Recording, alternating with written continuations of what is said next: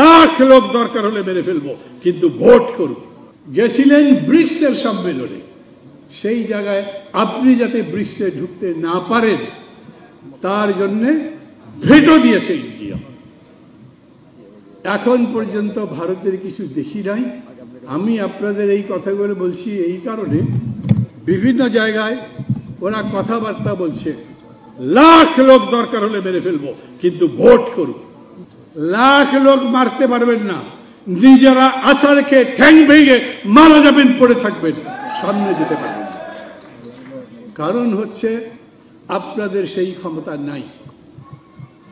এই যে পুলিশের আইজি সাহেব একটু আগে বক্তৃতা করলেন, খুবই চমৎকার বলেছেন। আমি ভাবছিলাম আর একটু বলবে। পুলিশের মধ্যে এখন অবস্থা কি?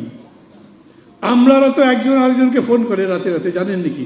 বউরা আবার গল্প করে, না ওনার বোধহয় সাহেবের তো বোধহয় রেস্ট্রিকশন হয়েছে, ভিসা স্যাংশন হয়েছে, আমার ছেলেটার কি করব? অনেক ছেলেকেও তো পাঠিয়ে দিচ্ছে। শেখ হাসিনা বলতে পারেন যাবো না আমেরিকা, কিন্তু এই সেক্রেটারিরা বলতে পারবে না আমেরিকা যাবো না, কারণ তারা তাদের ছেলেদেরকে আমেরিকা পাঠিয়েছে, ইউরোপ পাঠিয়েছে লেখাপড়ার জন্য, নিজেরা ব্যাংকে টাকা রেখেছে, যেতে হবে তাদের।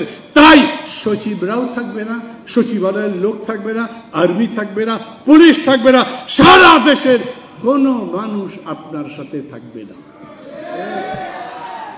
আরে দলের লোকজন এখন বলে, মাঝে মাঝে আমাদের সাথে কথাবার্তা বলে, ভাই বলেন তো হচ্ছে কি? আমি একজনকে বললাম, আপনি আছেন ক্ষমতার শীর্ষে, আপনি আমাকে জিজ্ঞেস করেন হচ্ছে কি, এটা আবার কেমন?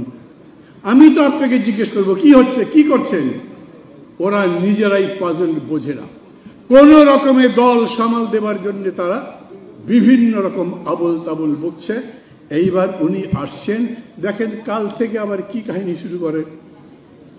আপনারা বলছেন না অক্টোবরের মধ্যে ফাইনাল, আপনারা বলেছেন নাকি এখান থেকে বলেছে? আপনারা সমর্থন করেছেন।